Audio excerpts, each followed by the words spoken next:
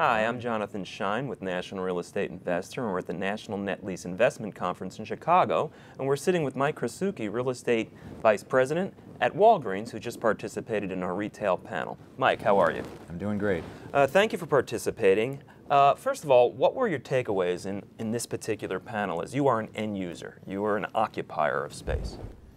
Well, it was nice to be invited to partake in the panel, and we had a lot of good discussion between myself and two grocery store representatives, and for Aldi and Trader Joe's and Walgreens. I think a lot of people out there are looking to the grocery and drugstore market to invest in, and hopefully we gave them some good feedback on where we're going and the direction of all of our companies. So let me get this straight, your phone rings quite often for deals. It does. Fortunately, I have some people that intercept most of those calls, and I just deal with the deals they bring to me after they negotiate them, but we are still pretty active in the market. We're about 150, 180 stores a year growth plan for this coming year. Years ago it used to be about 600, but we've backed off. Not necessarily that we're not doing well, it's just we filled a lot of the holes, and we've got our 8,000 store opening in California later this month. So we filled a lot of the country, and now we just are focusing in on those last trade areas. And at that point, you're going to obviously do the deal for the net lease market. Yes, we will. Yeah. And who are you seeing as the main investors for your properties?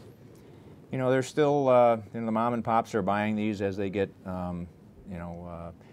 turned over when our turnkey development group sells them after they produce them. And we are also looking at packaging them up at times to institutional investors. We're never really focused on that as much. We've got, I believe, about 1,700 stores we own out of the 8,000. And we've just, in fact, at the conference today was a new hire. I've been with the company a while, but a new position was created to I have a name of Chris Noble, whose main job is now going to be looking at our portfolio and just looking at strategic ways to maximize its potential. So when you talk about your investor, mom and pop versus the institution, well, how would you say that's balanced at this point? You know, I actually haven't focused in that much on it myself, but I probably think it's, probably national investors, probably 60-40. Okay, and when you package these deals, how many are usually in a particular portfolio? So far, we've only been doing little packages of 15 or 20 or 10, but we might, once this Chris gets into it a little bit more, maybe we'll come up with 100 store packages or something. We don't have anything figured out yet, but that's why he was kind of brought on to kind of start coming to these and find out what the market is looking for.